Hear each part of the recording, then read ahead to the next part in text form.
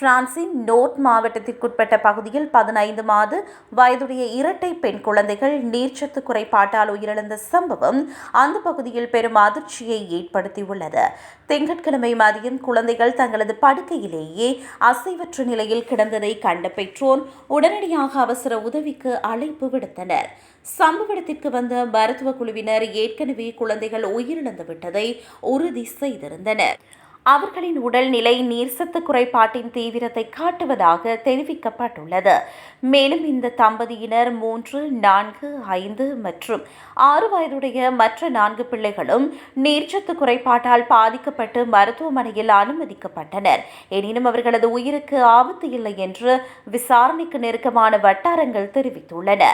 குழந்தைகளின் இறப்புக்கு சரியான காரணத்தை கண்டறியவும் கடுமையான வெப்பநிலையால் இந்த உயிரிழப்புகள் நிகழ்ந்ததா என்பதனை உறுதிப்படுத்தவும் பிரேத பரிசோதனைக்கு உத்தரவிடப்பட்டுள்ளது.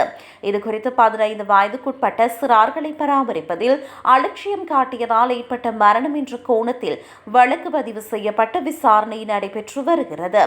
சம்பவம் நடந்த பகுதியை சேர்ந்த மேயர் இந்த நிகழ்வால் சமூகம் மிகுந்த துயரத்தில் இருப்பதாக கூறியுள்ளார். அந்த தம்பதி சமூகத்துடன் நன்கு ஒருங்கிணைந்து வாழ்ந்து வந்தவர்கள் என்றும் அவர்களின் பிள்ளைகள் பாடசாலைகளில் படித்து வந்தனர் எனவும் அவர் கூறினார்.